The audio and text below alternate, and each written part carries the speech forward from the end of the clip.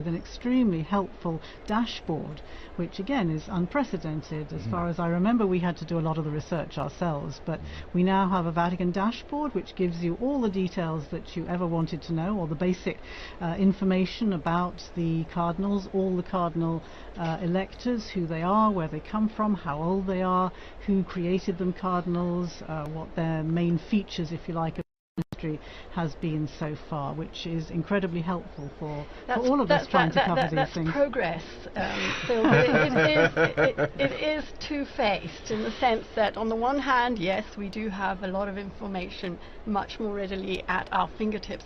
On the other hand, we are expected to be active on so many more platforms and to be there. And so it's been a really steep learning curve for us as well. You know, we're going to have to be there when the smoke is white. We're going to take a screenshot, we're going to do a video, we're going to have a name out there. It's very challenging for journalists this time and age. And Linda, I'd like to go back to something you said about the applause, where applause is very significant. As you mentioned, Dawn, in the past, sometimes it was by acclaim, it was the voice of the people of the city of Rome. But even today, in various liturgies, we hear the people to signify their acceptance, and it's not a legalistic form, but there is a place for the people to express their approval of a choice of a priest, of a bishop, and less formally here for the Pope. Well, Saint Cyprian, when he was defending the papacy of Cornelius, this was in 250 A.D., he said that the clergy of Rome consented to him. He was ordained by all the bishops and by the acclamation of the people. And so this is actually, it is kind of liturgical, the reception of the Pope coming out on the loggia, and then the people acceding to that election in the square. It's a very important moment. Now, sometimes the people historically have not always been so peaceable. They've made their desires known. So at the beginning, when Urban VI was elected, they made it very clear that they wanted an Italian, the people of Rome, and so that was an important way, and that's a way historically that synodality can work out too, in a way that people can have their voices heard, and this is a very historical way that people have had their voices heard. When you mentioned that we were talking earlier about acclaiming the Pope, and thinking back to that election in 2013, of course, you have that incredible acclamation and cheering, but then the other lasting memory that I have is Pope Francis asking the people to pray for him before he gave them the blessing, and in an instant you had however many the people there were in the square falling silent, and so you had this extraordinary contrast between the noise of the cheering and the applause and then the silence as he stood there for really quite a long time, with asking people to pray for him and to pray for his new ministry. That was really quite something unusual, I found.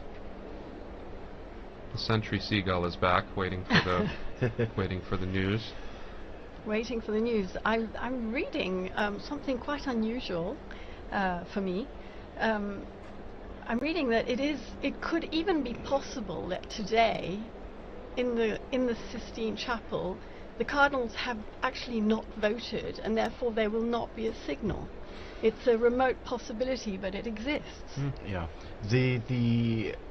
all the procedures that govern everything from the moment we learn of the death of the Holy Father, or the moment of his resignation, through the ceremonies to say farewell to the previous Pope, through the period of mourning, the organization of the conclave, how the College of Cardinals organizes the events, to the entry into the conclave, and all of the details of the voting are laid out very, very precisely in a document which we've heard many times, Universi Dominici Gregis, the name of the document that covers all of this. And there is, what that document foresees is that normally the cardinals would proceed immediately to a vote this evening.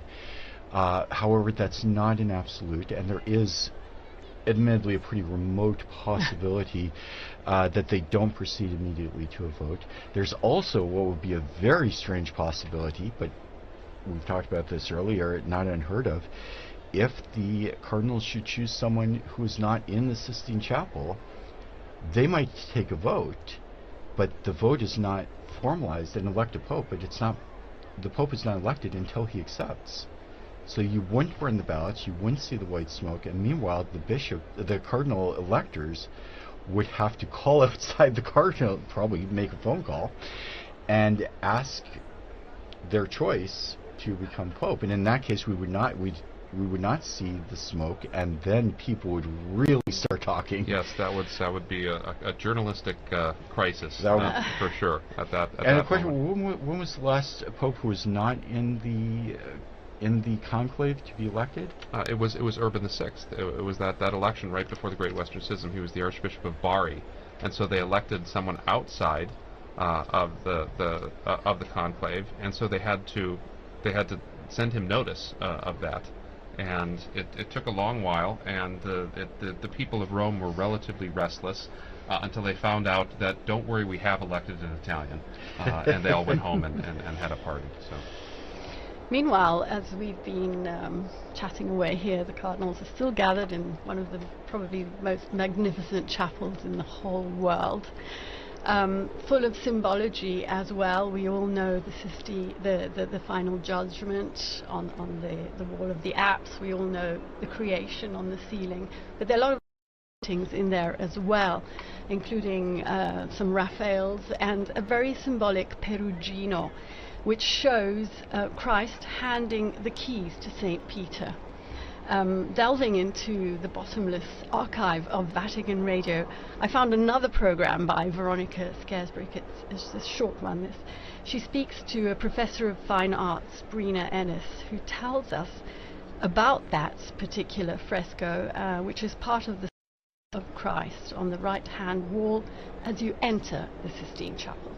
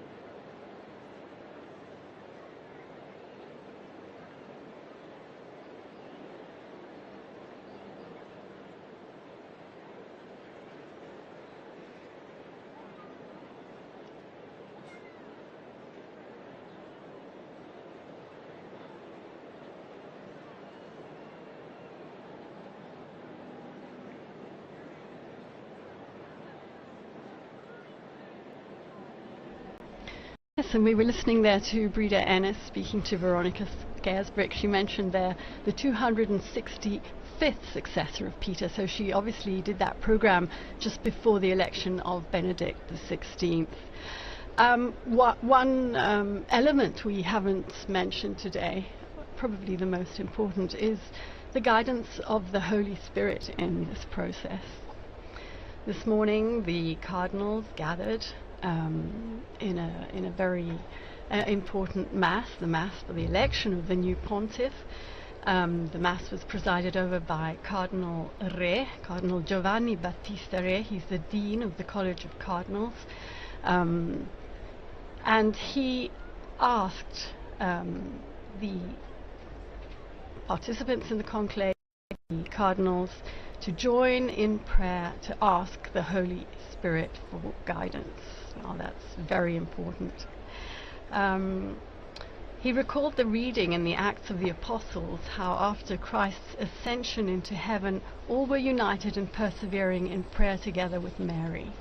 And the cardinal said that all gathered here today are praying together, as well as just a few hours before the start of the conclave, under the gaze of Our Lady besides the altar, in this basilica, he said, which rises above the tomb of the Apostle Peter. Professor Prudler, how important is this element? It's irreducible. I mean, the selection. We saw that with the prayers at the entrance of the conclave. We saw it with the Missa Pro Elegendo this morning. The intoning of the Veni Sancti Spiritus, the invocation of the Holy Spirit on the work of the conclave. But it's also important that we remember, as the Holy Spirit guides and protects the Church, that we know that we also must cooperate with His promptings, with the promptings of the Spirit, in order to rightly follow God's will in our lives. And the cardinal electors have to do this too. It surprises some people sometimes that when he was Cardinal Ratzinger, Benedict XVI spoke about the Holy Spirit's role in the conclave. And he said, I would not say that the Holy Spirit picks the Pope.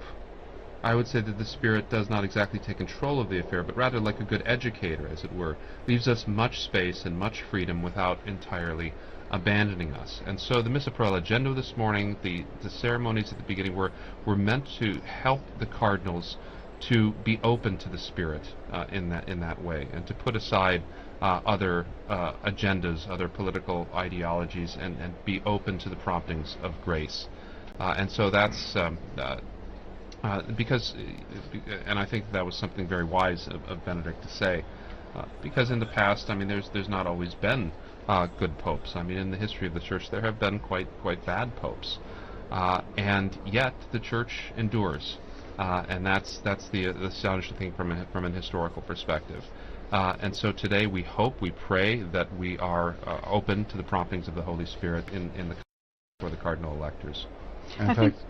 I think it's Please. particularly interesting that Mass is not just for the cardinals, but of course it's a Mass in St. Peter's Basilica, open to the public and to a lot of other people who want to come along and want to be part of that moment at the beginning. As you say, it's marking the beginning of the conclave, and to be actually part of that and to be able to pray together with the cardinal electors for the new Pope is an incredibly moving moment. And again, I noticed this morning there were a number of the ecumenical representatives here in Rome. We have a new Anglican bishop, Bishop Anthony, who is the new head of the Anglican Centre. We have the head of the Methodist Ecumenical Office, the Reformed churches, and they were there together with representatives from the Council, the Dicastery for Christian Unity, again praying together and gathered together with the cardinal electors, praying for a successful outcome to this conclave under the guidance, as you say, of the Holy Spirit.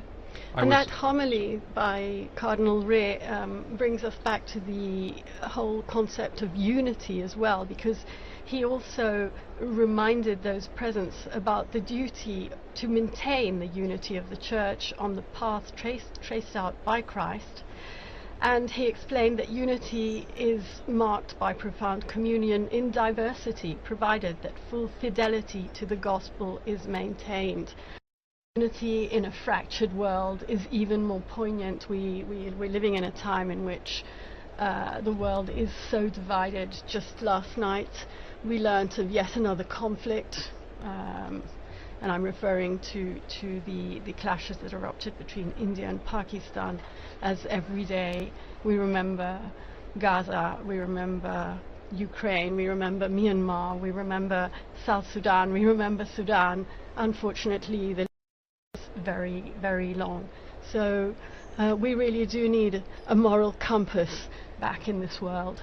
I thought it was interesting during the lead up to this conclave to see the cardinals actually issuing a statement just ahead of their gathering here in the Sistine Chapel, issuing a statement calling for peace, calling for an end to conflicts, mentioning particularly Ukraine and Gaza, but as you say, by implication, the many other conflicts that are going on around the world. Of course, peace and an end to conflict was such a key theme for Pope Francis, and I thought it was particularly significant that the cardinals felt it necessary to show that they were absolutely following in this direction, and therefore that these, if you like, considerations that go way beyond those of the Catholic Church and of the Christian world, but the need for dialogue, the need for mediation, the need for peacemakers in our world is particularly on their minds at the moment. And it'll be interesting to see. Of course, we know that there have been that there are cardinals representing countries. I think it's more than 70 countries across the world. Is that right? Around 70 countries, yes, more than 70. And therefore, obviously, these political considerations are of extreme importance, alongside all the other church business, of course, that they will have been discussing. And that communique that you mentioned, Philippa, was issued yesterday. We, the Cardinals of the Holy Roman Church, meeting in General Congregation before the beginning of the conclave. That's the meetings that they hold in anticipation of the election. We, the Cardinals, noting with regret that there's been no progress in advancing the peace process in Ukraine, in the Middle East, and in so many other parts of the world. And on the contrary, attacks have intensified, especially against civilian populations. We Cardinals make a heartfelt appeal to all parties involved to reach a permanent ceasefire as soon as possible, and to negotiate without preconditions, without further delay, the peace long desired by the peoples involved and by the entire world. And that was certainly a constant theme in Pope Francis' pontificate. Linda, just a moment ago when you were talking about all of those trouble spots throughout the world, all those places of conflict, it sounded just like our former Holy Father, where at his audience he'd constantly go through a litany almost of places that needed our prayers, where we needed peace. And the Cardinals conclude their appeal: we invite all the faithful to intensify their supplication to the Lord for a just and lasting peace. Linda, I know you follow closely the Pope's appeals for peace over the years, not just Pope Francis, but also before that. Yes, as you were speaking, my mind immediately went to an interview that our colleague in the Africa English section did immediately after the death of Pope Francis. He interviewed the Bishop of Juba in South Sudan, who said, "We have lost the only advocate we have on this world scenario. We have lost the only voice who brings our suffering to the international community whenever he can." You know, it's a huge, huge void. Who is going to speak for us? One of the historical titles is Pontifex Maximus, right? The Pope is meant to be the chief bridge builder, and the papacy has a unique spot on the world stage to be able to do that with its diplomatic corps, with its experience in this area. And I think back, Francis stands in a long line of popes who have been dedicated single-mindedly to peace. I think Benedict, one of the reasons Benedict chose that the name was Benedict XV, the great Pope of Peace in World War I. And I think of all of the appeals that Pius XII made during the devastation of World War II. And so the papacy is a beacon and needs to continue to be a beacon for these peacemaking movements in the world.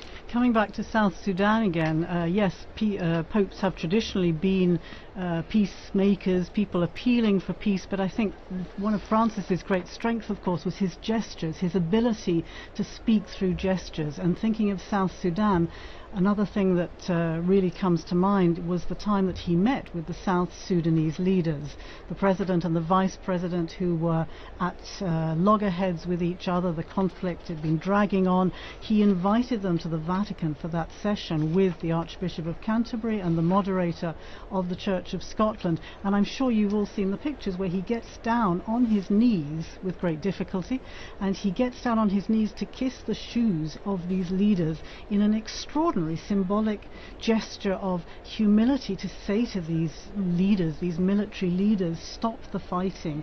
You've been elected to serve your people. And these are the gestures that I think sadly hasn't seemed to have been able to put an end to the war in that country, but very, very poignant and powerful gestures which will remain with us. And let's remember all the times the popes have gone to the United Nations. We'll never forget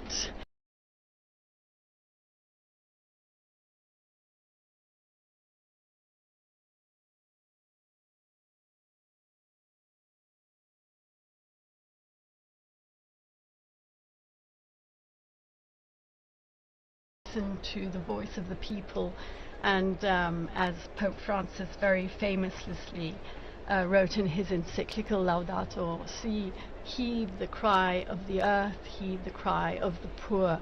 It's an incredibly important role. And I think you mentioned Pope Paul's very heartfelt. You could see it on his face when he cried out, "Never again war, never again war." And I think every subsequent pope that's visited the United Nations has quoted him there. I'm not absolutely certain of that, but Don, you mentioned the unique place of the Catholic Church. The Church is present in just about every country in the world, so they have a stake in a lot of these conflicts. Some places the Church is very small. Mongolia has a community of a few thousand people. 1,500 Catholics. With the Cardinal, though. Right? With the Cardinal, who we saw today. Cardinal Marengo.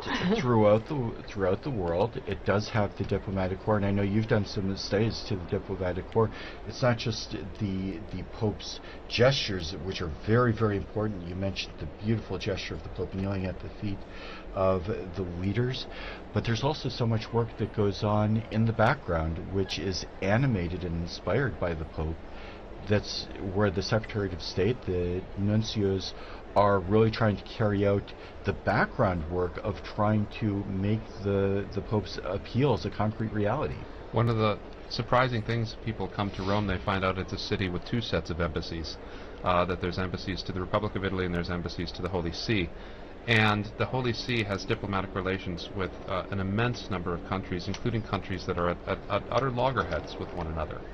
And so that in situations of war, in situations of conflict, nations can come to the Vatican and use the diplomatic service in order to exchange messages of peace, in order to exchange messages offering ceasefire.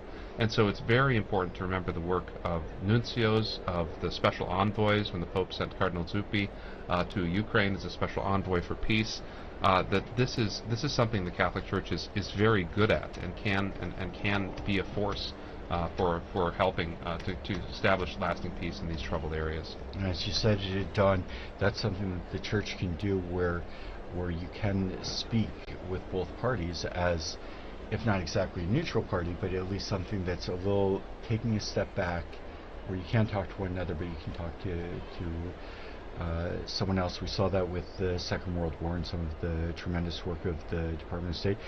We also have seen with the Secretary of State, one of the big issues is the plight of displaced persons, and that was a big work of Vatican Radio in its early history. Linda Philippa, maybe you could speak about that role of the Holy See in the humanitarian work of the role of Vatican Radio in the humanitarian work of the Holy See. Well, I think you're probably referring to the Second World War, right? Especially, yes. When the radio started a service announcing the names of prisoners of war, in order that people could tune in and hear whether their husbands, their fathers, their brothers were in these prisoners of war camps following the Second World War. And that was, as I say, way back after the Second World War. But of course, if you're talking about the plight of displaced people, then much more recently during this past decade, of course, we think of how significant an issue, I would say a top priority, this was for Pope Francis. Hard to forget that the first place he chose to visit after his election was the tiny island of Lampedusa down to the south of Italy here. Why? Because he wanted to remember all the people, all the many people who have lost their lives trying to flee their countries, trying to get to safety and security for their families, and losing their lives in the Mediterranean in these terrible flimsy boats that just capsize.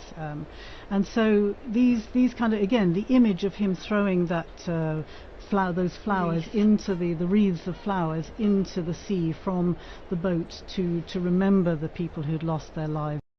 Speaking with other migrants who had successfully arrived in Lampedusa on that first visit. It was a theme that he started out that way, and he continued to do that all the way through his pontificate, to remember migrants and refugees and people seeking peace, seeking safety, seeking decent standards of living. It really was a top priority for him, I think.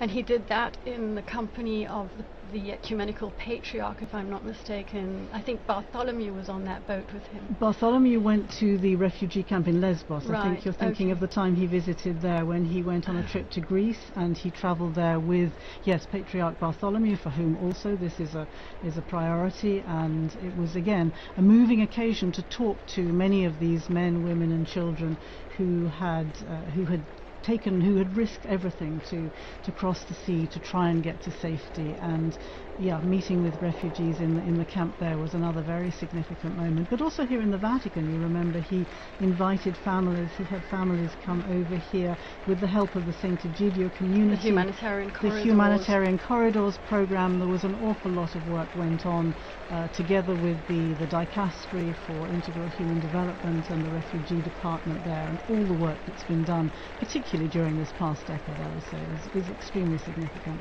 Meanwhile, I'm seeing here on the chat that's adjourning us is that the people in the square are clapping their hands in an attempt to get the cardinals to hurry up with the voting process. We're going to have an Urban the Sixth situation.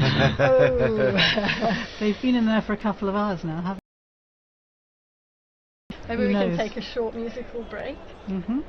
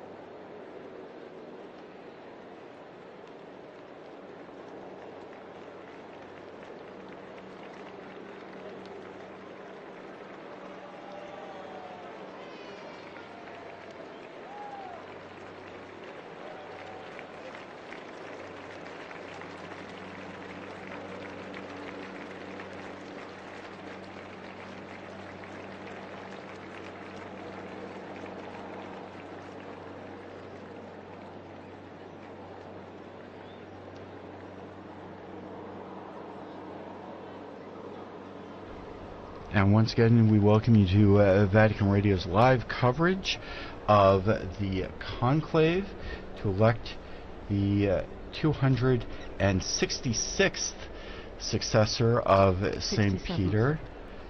267th Pope, 266th successor, I think is last count. But that's actually an interesting point because the official list of popes has changed numerous times over the years. And in fact, there was a change in the 20th with different popes who had traditionally been counted as popes suddenly struck from the list, and perhaps some other clarification from historical scholars. Well, so you have things like Benedict IX, who was pope 3 different times, and then John the 20th that didn't quite make the list eventually, and so they had to skip one. And so the list of popes does, when historians look at these things and they get more details and they get more ideas, the church will decide whether or not that this person was a legitimate Roman pontiff or not. Because this is an important question. This is a Catholic fact. We have to know who is the pope. We have to know because Christ promised this to his church, and so it's critical that we know who and what are. But so sometimes in the dim recesses of history where we have too few records, it's difficult to say for sure. I'm not a historian myself, but of course the medallions in the great Basilica of St. Mary Major that contain the images. Now that's of all St. Paul's Basilica outside St. the Paul's, wall. yeah. St. Paul's outside the walls, yes, you're right. Yeah. But presumably the number up on the wall there is what we consider to be the official tally, is that right? Not quite, in fact, because at least a few anti-popes are up on medallions, including my personal favorite, at one time considered a pope, now considered an anti-pope, Pope Christopher, the one and only. He's one of them that they struck from the list due to the rather odd circumstances, untoward circumstances regarding an election of his accession. Well, if you are just joining us, we are entering the third hour of our coverage of the conclave. We are anxiously awaiting smoke to appear from the chimney in above the Sistine Chapel. That's still not happening. As we heard just a while ago, the crowds that have now gathered in St. Peter's Square are getting a little enthusiastic in their expectation of the Pope. Our third hour, I would like once again to thank our television and radio partners, including EWTN TV, Catholic Faith Network in America, Shalom World Television Network USA, At Madarshan TV, Catholic TV, Mada TV India, and Uganda Catholic Television, UCTV, as well as radio partners Luminous Radio and Radio Katipunan in the Philippines.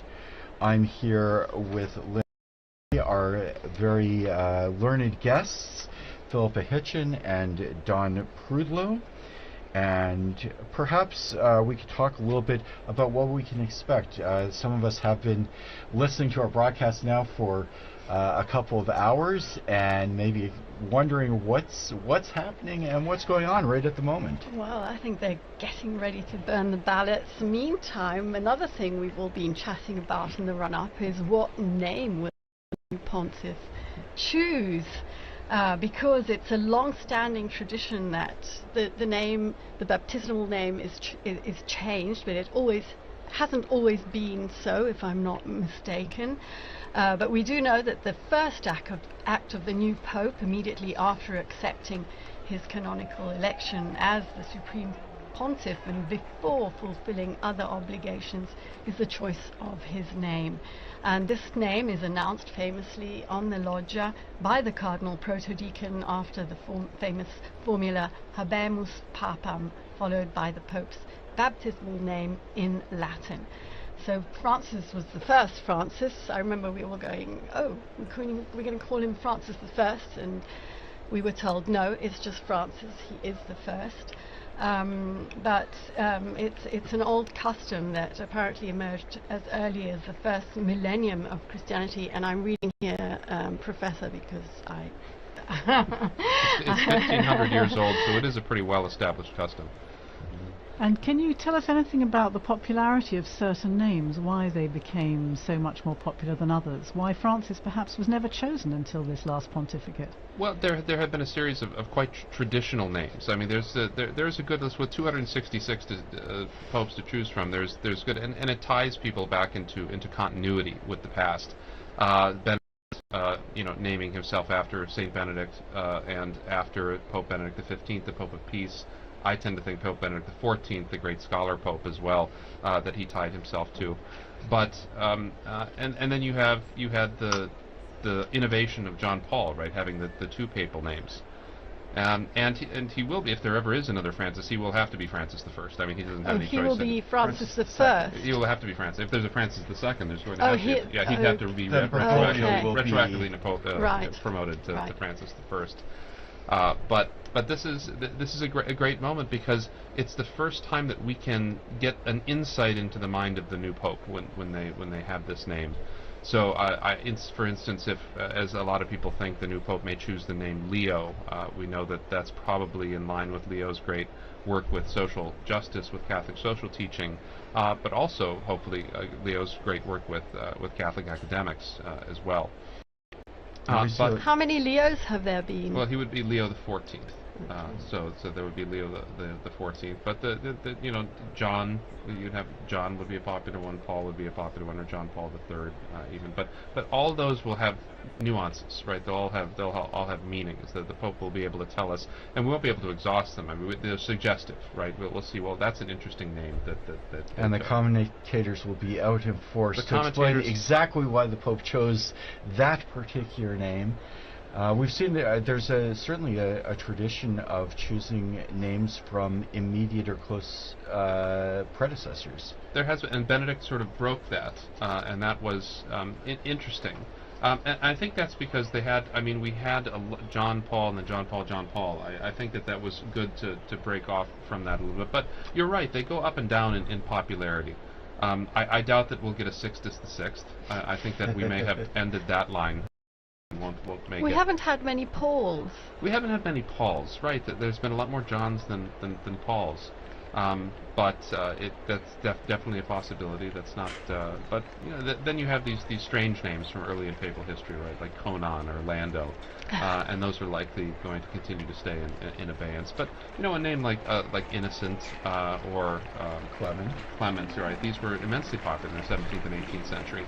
And they tied them back to those great histories with those names too. I mean, John's was kind of a surprise, because there had not been very many creditable Johns in papal history, and so it was kind of a surprise, particularly. And there was controversy even about his numbering, because one of the anti-popes of Avignon was John the 23rd. There's actually an anti-pope, John the 23rd, buried in Florence, so that was confusing as well.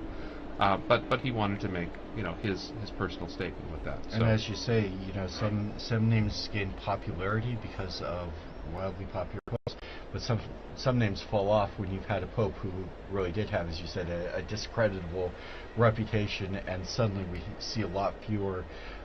One of perhaps the most famous bad popes, Alexander VI, and we did have a successor, but afterwards the name just kind of fell into disuse for now since several hundred years. Right, that's right. But this, I mean, there was very good Alexanders in history as well, some not so good Alexanders.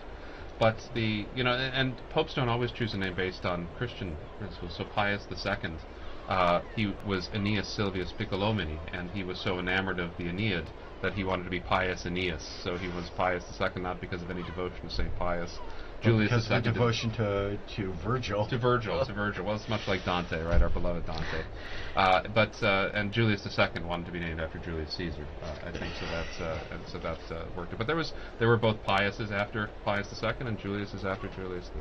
So having had so many Italian popes, of course, throughout history, all selecting from perhaps what you're talking about, some of the traditional names, I'm wondering what a difference it might make having cardinals from these 70 different countries, and if perhaps we should have a pope from Africa or Asia or again Latin America, wondering what difference that might make in the selection of a name.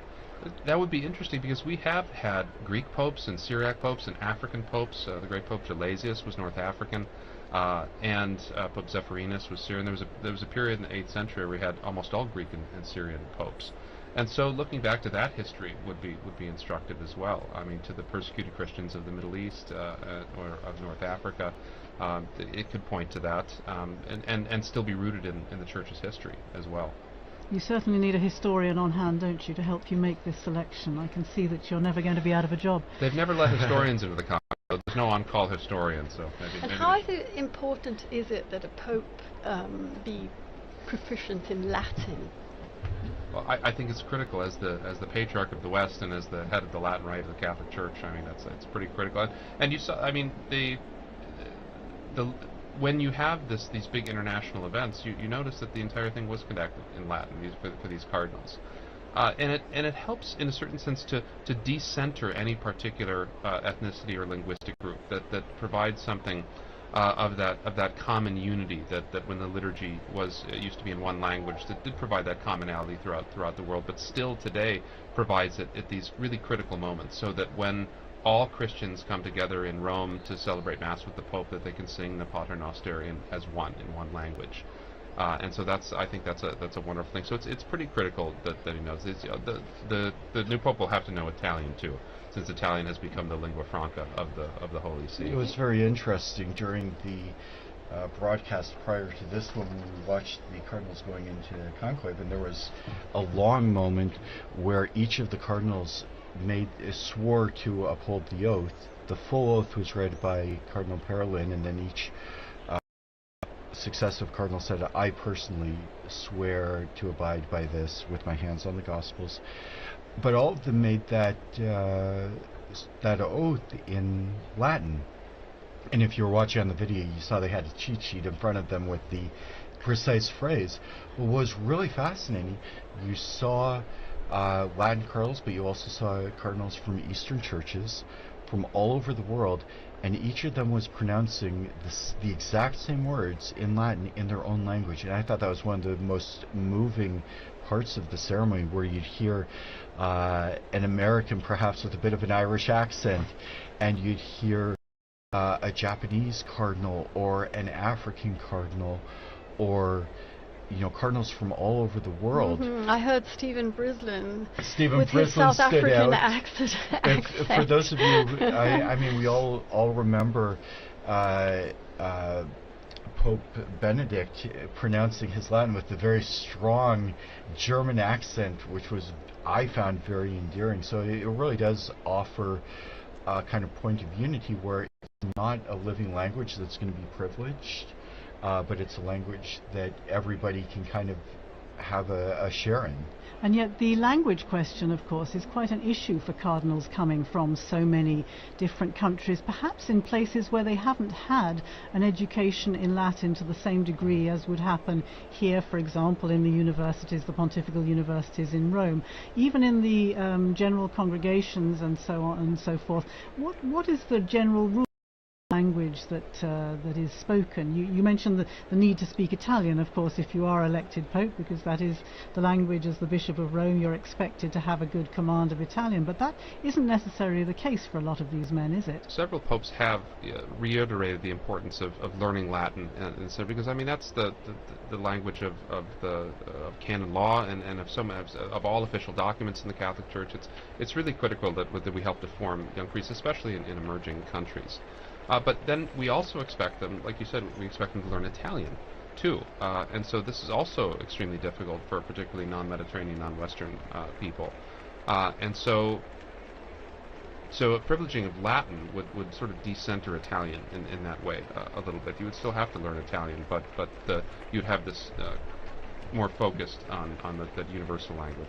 And that's been an interesting question. Up until not very long ago, most of the would have had some common language, maybe not knowing Latin very well, but having a little bit so that they could at least talk to one another. And we already saw in the general congregations before that in the various synods, the synods of synodality, where you have to come up with a language that people can understand, or make sure that different addresses, documents are translated into various languages. For a long time, the cardinals would have been largely well educated, and or when I say well, not good, but in the sense of had a lot of education and maybe could talk to one another. One of the things they've talked about with this conclave, with 133 different cardinals, not all of them speak Italian, not all of them speak English or Spanish, which are somewhat common languages, but they're in a room where if they want to talk to one another, there are some limitations as to their ability to communicate.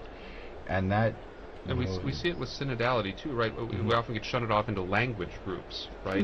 Which is sort of defeating the purpose of the whole idea. I mean, just it's difficult for us to conceive of, say, but Vatican II, to think back to Vatican II, and that the entire thing for 4 years was conducted in Latin, with everyone having an equal voice and able to discuss with one another in that. Now, it's possible that new translation software and things can come and make a difference like this, but having that common tongue has been something that's been very important to the Western world. That would be an interesting technological change if in some future conclave they're all issued a universal communicator to translate on the spot, and then you don't have to worry about translators coming in and violating. And I think about that ecumenically too, because I mean the use of Latin transcended the boundaries of the Catholic Church for so many centuries. In Europe, it was the common diplomatic language. It was the language. There's a famous exchange between C.S. Lewis and an Italian priest. Neither of them spoke the other's language, so they wrote each other letters in Latin. And so that is one of those commonalities too that we all share. Yeah. And we're still waiting for the even the seagulls even the seagull has given up. Yeah. I'm hearing it's getting chilly out there as well. And one of the things that we can expect that at least some of the cardinals probably have in mind what effect this is having on people outside. I would think, yes. Could be a good sign because, or it could be just that they're waiting to burn the ballots. Who knows? But they should, because it's just one ballot, that they wouldn't have to wait after the scrutiny is done. But as you were saying earlier, I think, Chris, this is going to affect timings, isn't it? I'm imagining not just today, but we start again tomorrow morning. Just give us a recap of the times that are expected. The Cardinals gather again at 9 o'clock in the morning, is that right? Inside the Sistine Chapel? They begin with Mass and prayer. The actual voting is largely, as we've said, it's not a point. The conclave is not a place where people are going to get up and give campaign speeches, or much speeches at all. I've heard many cardinals talk about conclaves as more like a retreat than anything else. And when they come into the Sistine Chapel and do the vote, that's all they do. So what we've been kind of expecting, it's very imprecise, as we're seeing even as we speak. We're kind of expecting the first vote to take place and maybe be finished up by 10:30 or 11 o'clock in the morning. If there's a positive outcome, we would see the white smoke then. If not, proceed immediately to a second vote, which is then going to take another hour or an hour and a half. And at the conclusion of that vote, they will burn ballots from both of the previous scrutinies. So then we could see or white smoke. The kind of general feeling and general ideas that might happen around 1 o'clock each day. Yeah, and let's remember that this service that we are providing is not just in English, of course. Being Vatican Radio, it's in 7 languages, the live service that we are doing now, but the other languages will also be broadcasting, so it's going out in a lot of languages as we speak, and of course everything is on our website, on our social media, on Twitter, and not just spoken languages. And not just spoken languages, the sign languages, in various sign languages. There's the Italian sign language, the American sign language, and I'm here. We have Devon on the line. He's still in the square. Devon, hello, hi, good.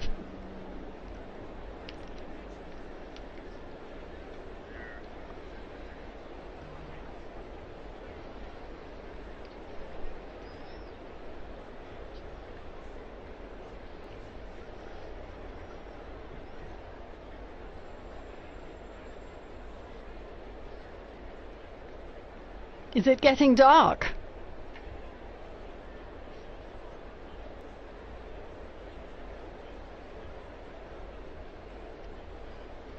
We're all wondering what's going to happen. We've the two and a half hours since the beginning of this commentary, and so yes, the seagull appears to have also left its position next to the chimney.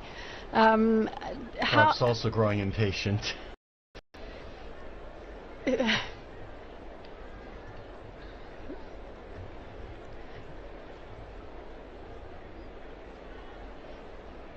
Have you spoken to any other pilgrims or Romans in the square who have specially come for the occasion?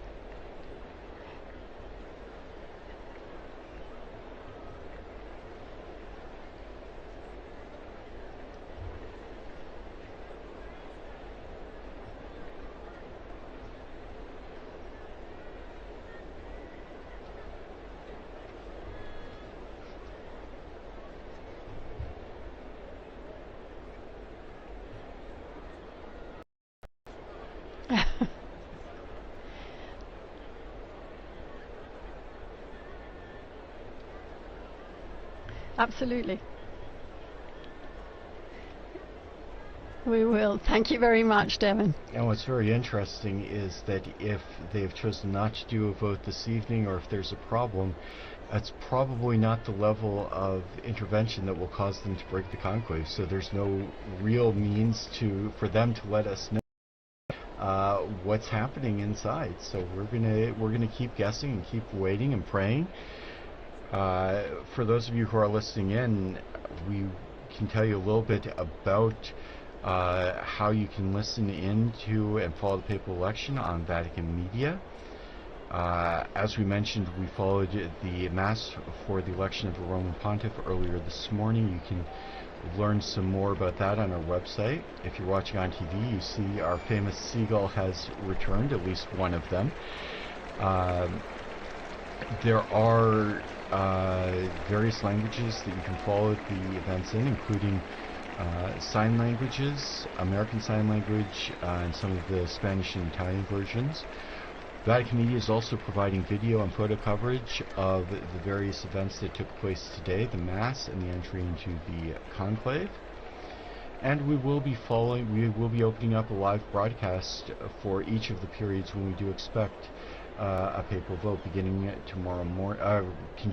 tomorrow morning, beginning at, I believe, 10 a.m. I think the broadcast goes live at 10:30 a.m. 10:30 a.m. That's right. And you can go to our Vatican website to find all of the broadcast times, and we do really hope you will join us. We do invite you as well to visit our social media pages, including Facebook, X, Instagram, and YouTube, where you can follow along and see everything that's happening, or in this case not happening, this evening, as we wait for the sign that a scrutiny has taken place.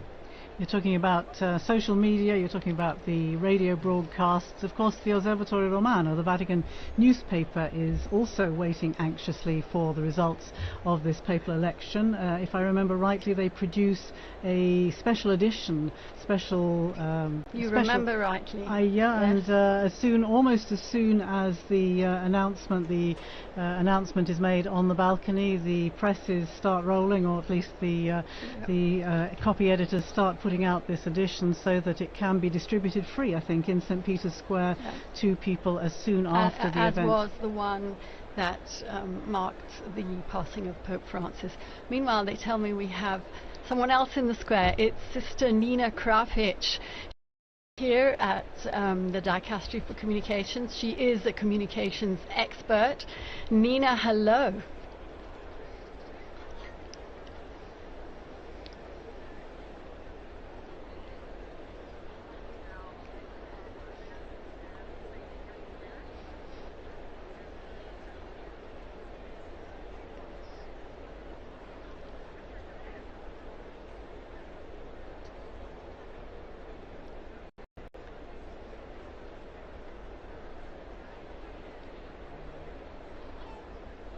It's your first conclave, isn't it, Nina?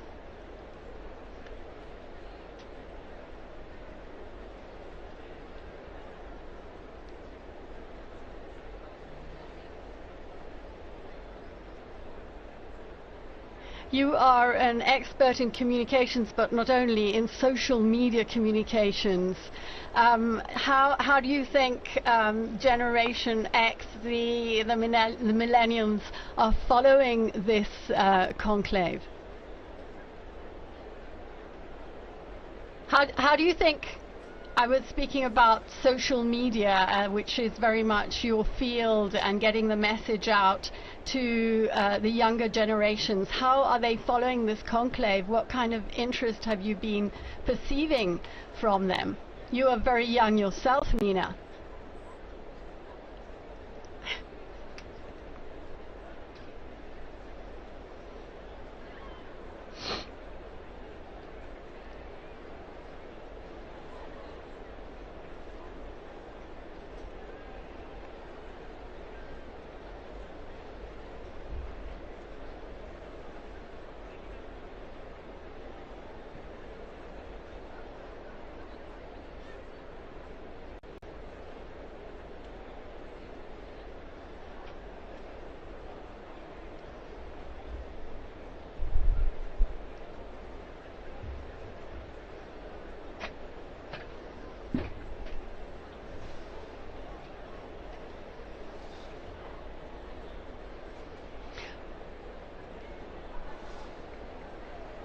Well, you know how we knew that you were there, Nina?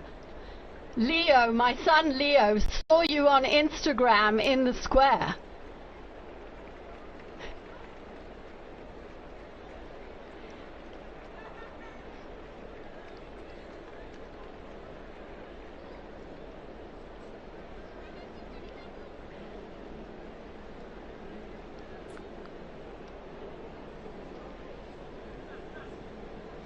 Right.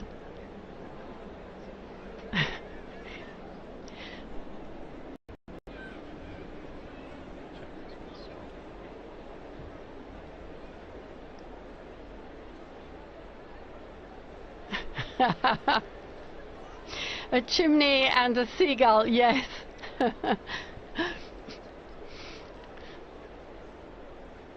Thank you, Nina. Yes.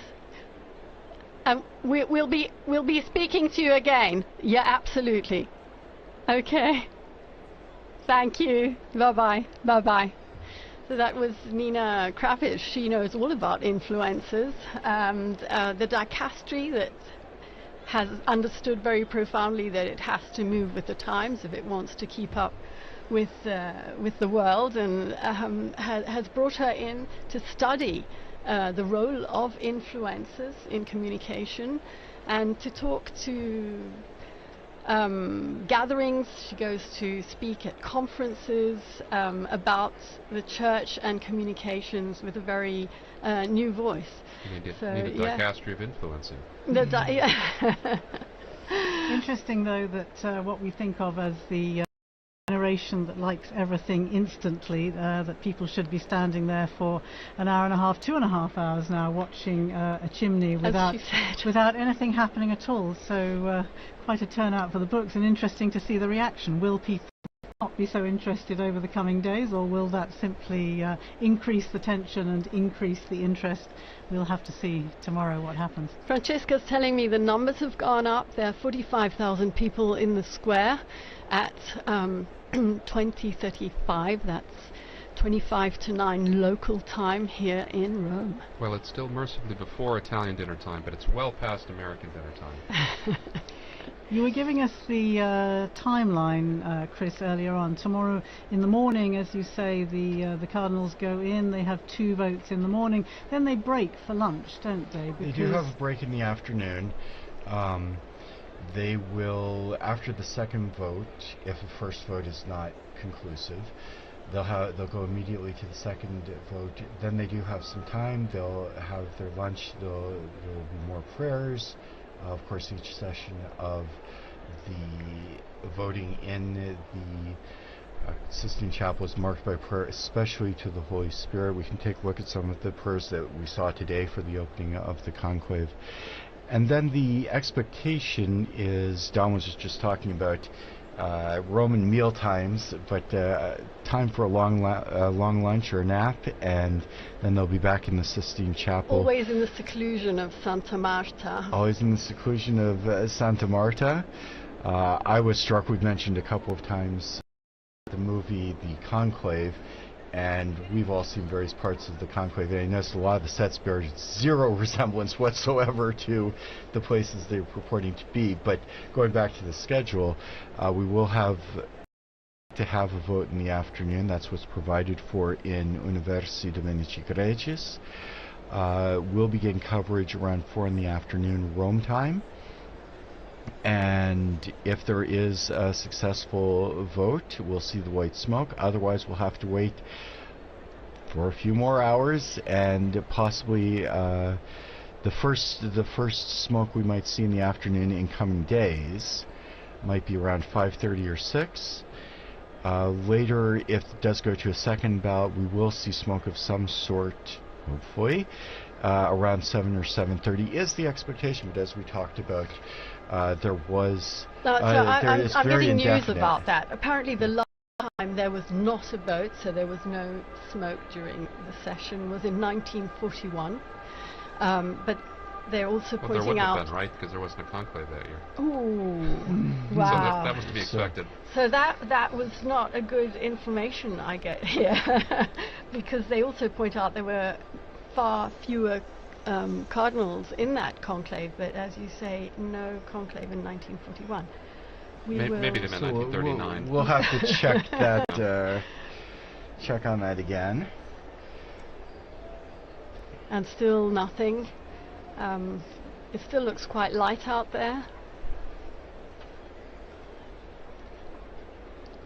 And of course, the cameras are pointing out towards the west, so the last shreds of daylight will be seen from the perspective that we're looking at the chimney.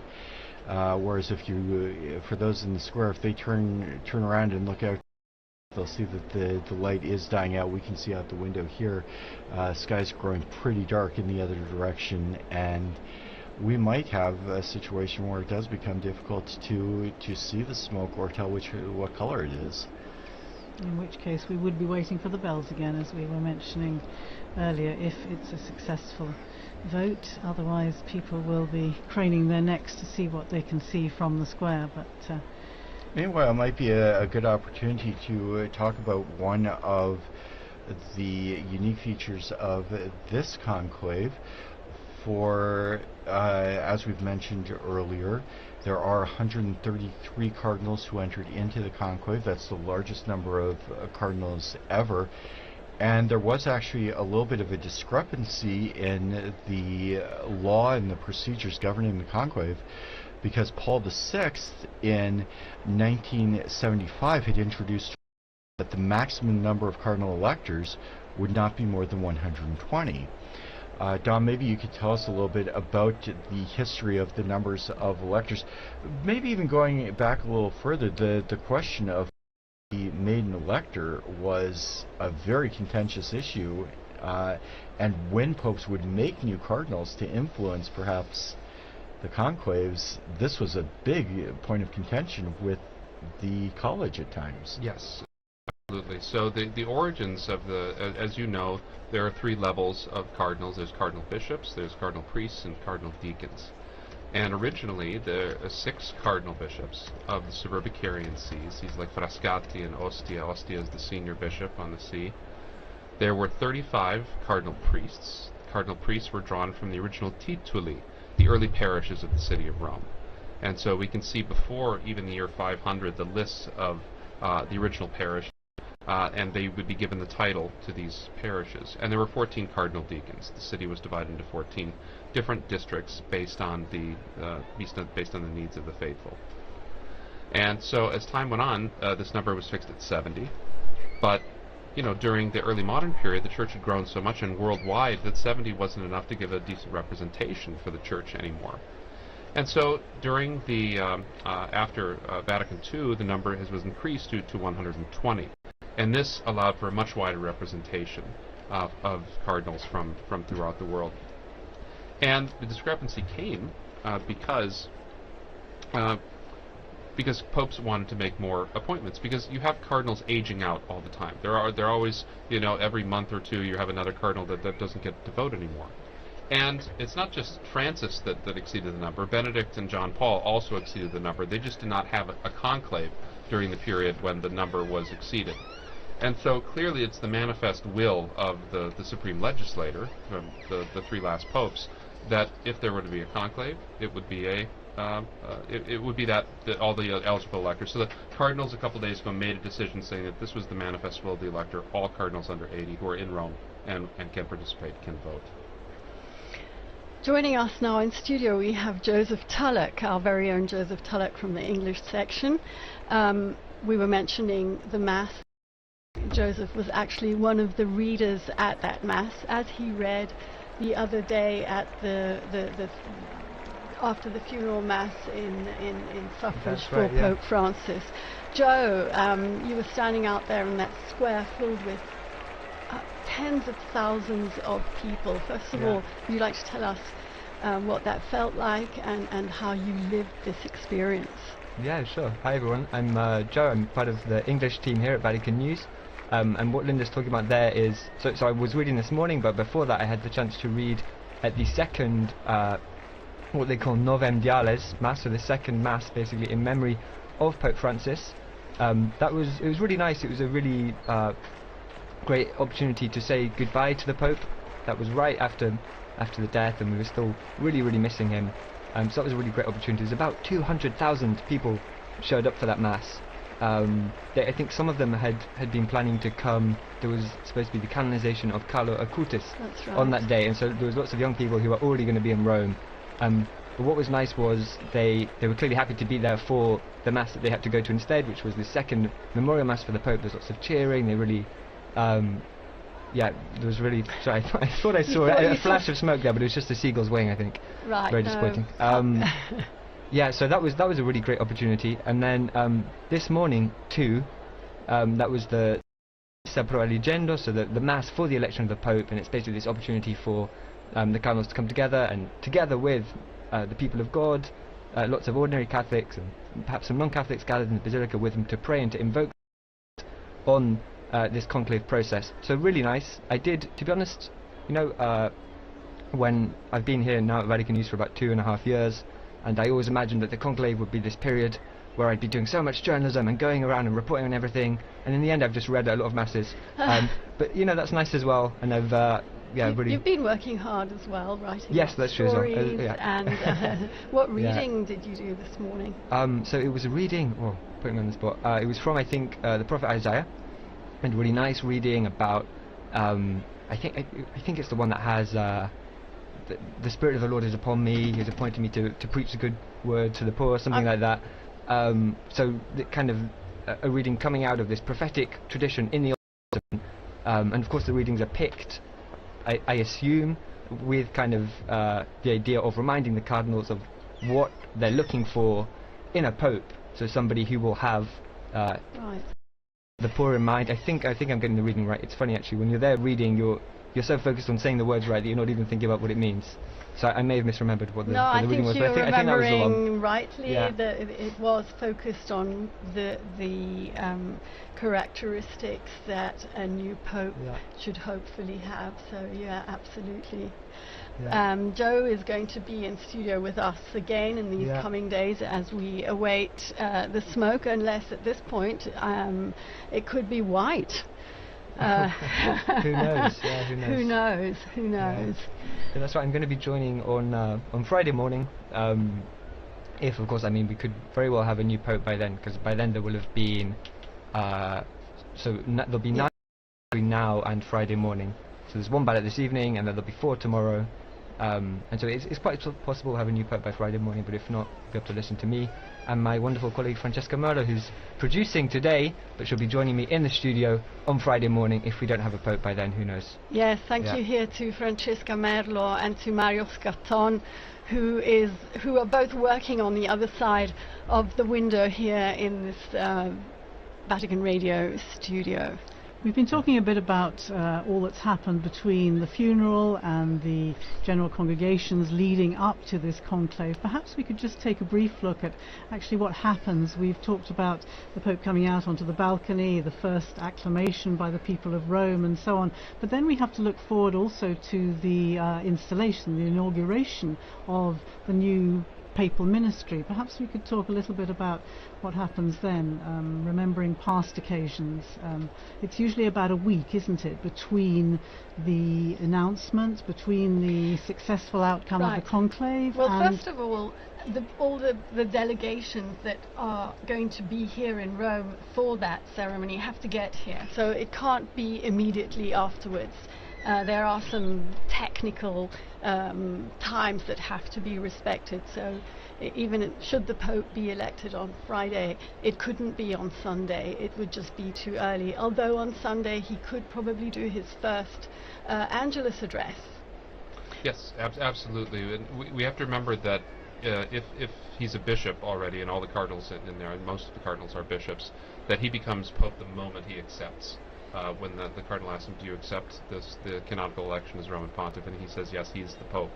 And so the installation Mass is, it's not a formality, it's a very important moment that he inaugurates his Petrine ministry. But he becomes Pope with full authority at that moment. And then the inauguration, I remember being at the inauguration in 2013 and being up on the colonnade. That was a great privilege. I love doing that. You see, because then you allow, just for the funeral too, like when they have the delay, you want the dignitaries to be able to come, and they will come. I mean, as we've seen it, I mean, the world pays attention to what happens in the city, and that's critical. But there's a whole set of ceremonies that go along with the new Pope, right? That culminate really after the installation Mass with the actual possessio, the taking possession of his cathedral at St. John Lateran, which I was also present for when Pope Francis took charge of his cathedral. And so this is a wonderful series of events that makes fuller the meaning of what's happening in the Sistine Chapel right now. Pope Francis particularly wanted his inauguration, if I remember correctly, to be on the feast day of St. Isn't that right? And that, of course, became, again, a bit of a theme during the pontificate. We learnt that he had the statue of the sleeping Joseph that he would keep on his bedside table there in Santa Marta. Had a particular significance for him, didn't it? And he inserted the name of Joseph in every Mass that was said throughout the world. So this a great devotion to St. Joseph, to St. Joseph in his feast days, as patron of the Universal Church, but also as a patron of workers and as a patron of fathers. It was very important to him, for sure. The thing I remember particularly about the installation of Francis, of course, was that it was only 3 days apart from the Archbishop of Canterbury, and because I was covering ecumenical affairs, I wanted to be in both places, and fortunately, because there was that little time gap, it could have been on the same day, but actually in the end I was able to be here in Rome for the papal inaugural Mass, the papal installation, and then get to Canterbury as well for the Archbishop of Canterbury's taking the beginning of his ministry there in Canterbury Cathedral. And there was a nice, when Francis died, there was a nice little tribute from Justin Welby, no longer of course the Archbishop of Canterbury, but there was a nice tribute in which he talks about his first meeting with Pope Francis, and he was ushered into these, extraordinarily elaborate and baroque surroundings in the Apostolic Palace, and feeling a little bit intimidated anyway, and he sits down, and the Pope begins by saying, I'm senior to you, as you know, and of course his kind of heart sunk, and he thought, well, this kind of wasn't the tone I was expecting, and then the Pope looks up and jokes and goes, by 3 days only, and that was kind of the tone that the jokes continued, and it was the beginning of a very strong relationship in which they kind of lived out this ministry of walking and working together, which became the leitmotif of the sort of Anglican Catholic dialogue through this past 12 years. Well, in a much more modest register, we also learnt to know him and walk with him after that 13th of March, which we don't forget because we were here.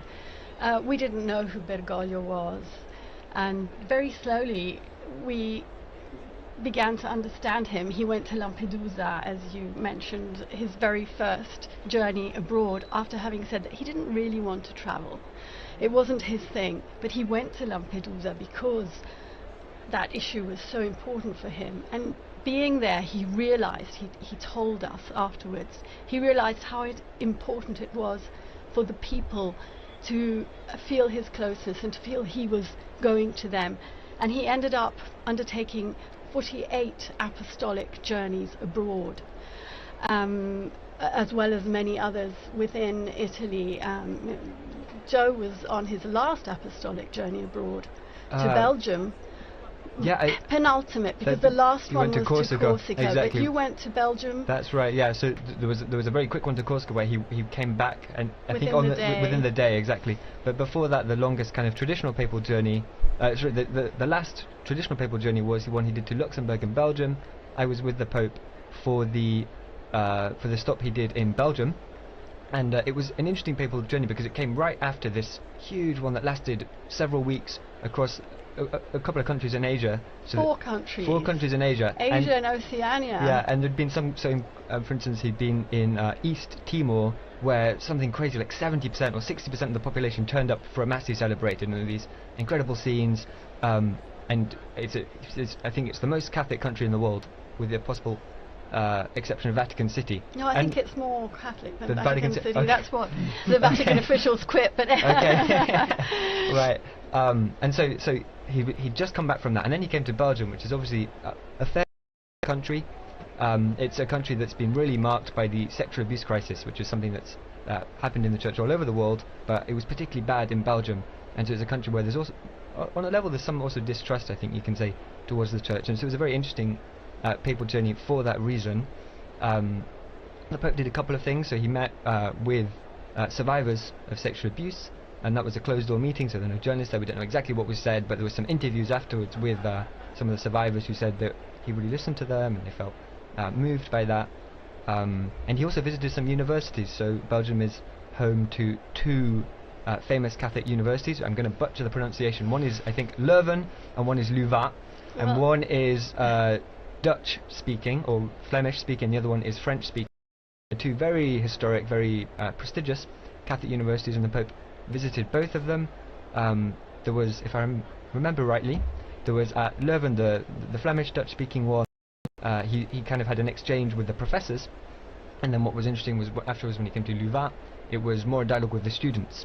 But on both kind of occasions, he was doing what we really came to expect from Pope Francis, which was this dialogue, kind of talking to people, even people who disagreed with him. I remember there was some when the students were talking to him, as well as they agreed with a lot of what he said, and then they were pointing out some points where they disagreed, and that was really typical of Pope Francis as well, this desire to talk to people, even people that didn't agree with him.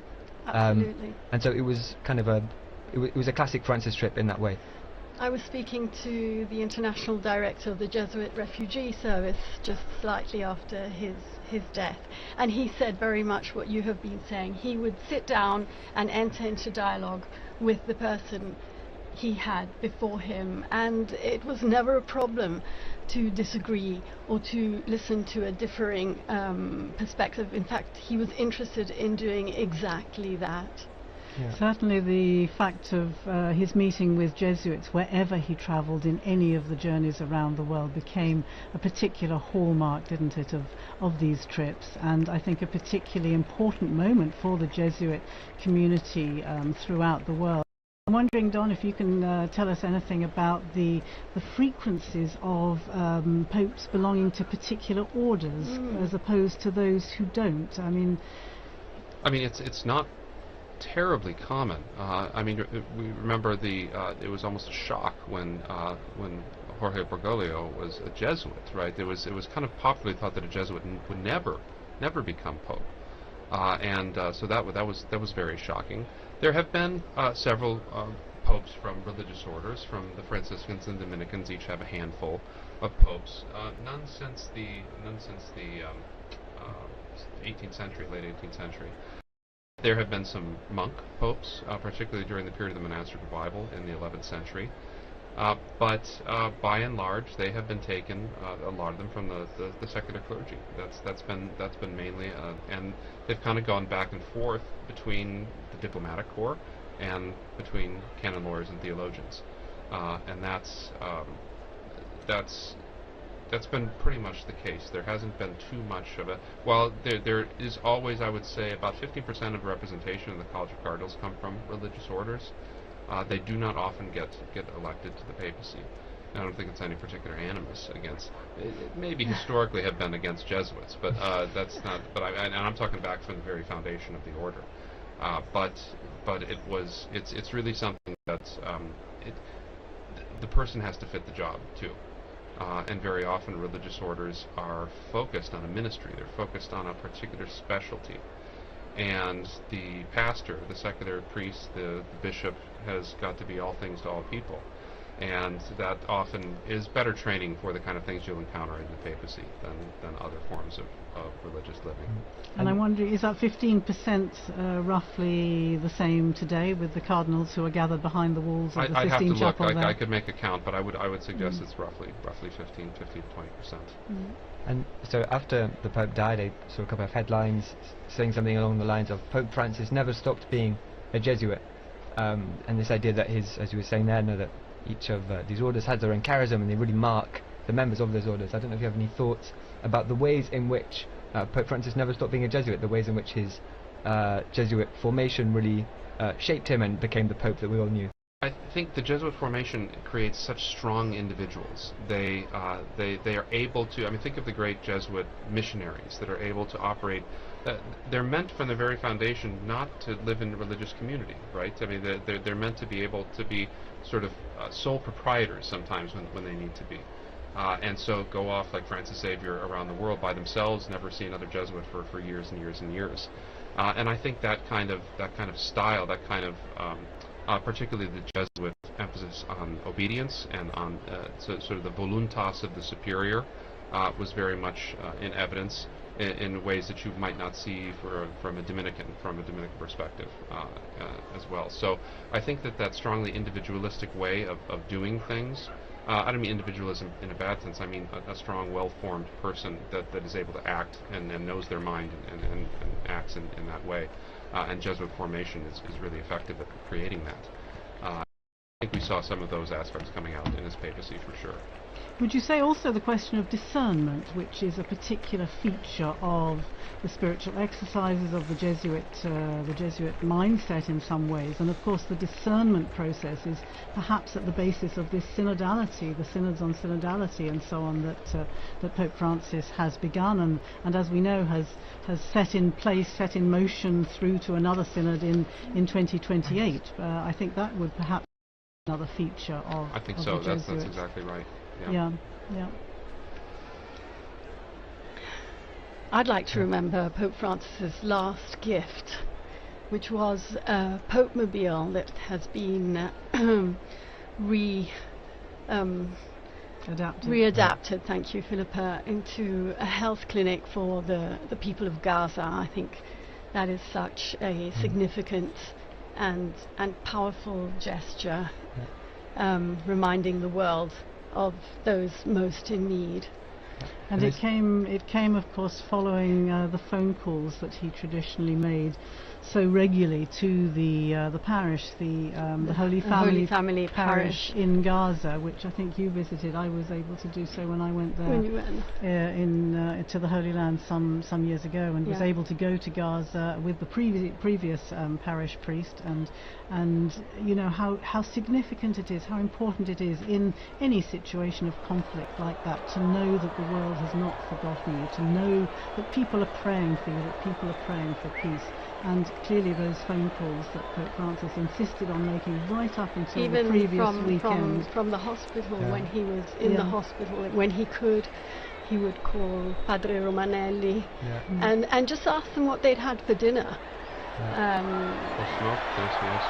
We do have smoke we have coming smoke? out of that chimney, but And it's it is definitely black. black. Definitely black smoke.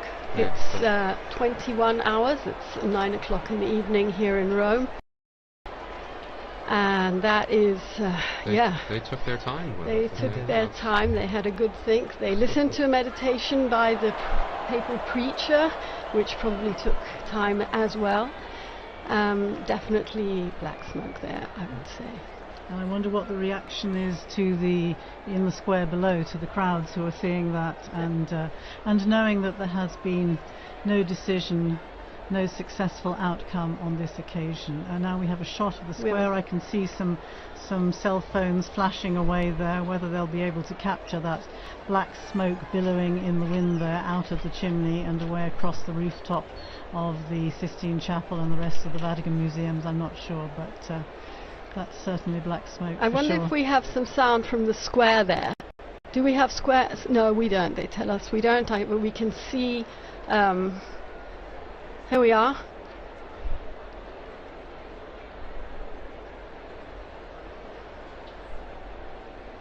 Well, The noise they've of made the sure crowd. of it at least. That's good. They've Oh, got wow. a good bit of it. Yes, a good crowd in the square. And you can see, of course, those giant screens set up so Right. that even if you can't actually see from where you're standing, Which it looks Yeah. difficult to see from It now. does. yeah. And in fact, I remember that from past And as you were years. saying, it's At dark. night time, yes, Mhm. it Yes. becomes difficult. Okay. Okay. Well, that is again. I never failed to be moved by the sight of our most beautiful city, the Bernini Colonnade, St. Peter's illuminated, that night sky. It could have rained today, but it didn't. It's also It a looks blessing like we for may many. have good weather for the rest of the week. So There you are. And you can see, if you're watching on the television screen, it is now completely dark in Rome. The lights are on, the new illumination of the dome of St. Peter's. And the crowd, I think, is very relieved to see smoke, and very definite black smoke. I think there is no question from the very beginning. But I want to say thanks to Joseph Tulloch for joining us there. He disappeared out of the Yes, studio. and thanks again to Joseph And for relaying his experiences. And thanks to our team in studio. I can see people making their way Yes, people fairly are moving swiftly out of the square. Towards Definitely past dinner time here in Rome. But And I'll people tell you, will it's going to be tough to find a restaurant anywhere near St. Peter's this evening. yes. But do keep following us here on Vatican Media, Vatican News. We'll start tomorrow again at We will 10:30. start. Is that right? Rome time? You are a guest tomorrow morning I think I again, am, yes. and with Christopher Wells here in studio. So yes, 10:30 Rome time tomorrow morning for another marathon And sure, commentary. we'll have Devin as well tomorrow in the anchor spot. Yes. He joined us with some great contributions from the square. So Devin, yes, and thanks especially to our guests, Philippa Hitchin and Don Prudlow, for providing so much information and insight, and your memories and reflections from the various pontificates. and being Thank so you game much. for such a long, were in a alive, marathon session. wonderful. And thank you to Francesca Merlo for being our great producer. And I can see out there Kelsey Gussie, who is also working away behind the scenes, and Mario Scatton. Thank you, all of you. Chiudiamo. We can, they're signaling us from the... So we are in fact going to finish up our broadcast now with the main event has occurred, as it were. So again, thanks to all those who participated in the evenings. Thanks to especially to our head of the English section, Linda Bordoni, who has done so much hard work to make all of this possible. And thank you, Christopher. And as we do close up our broadcast, I would like to thank all of our broadcast partners as well, including EWTN TV, Catholic Faith Network in America, Shalom World Television Network USA, Atmadarshan TV, Catholic TV, Mata TV India, and UCTV, Uganda Catholic Television. Also our radio partners, Luminous Radio and Radio Katipunan in the Philippines. Thanks to all of you. Please join us again tomorrow. Laudetur Jesus Christus.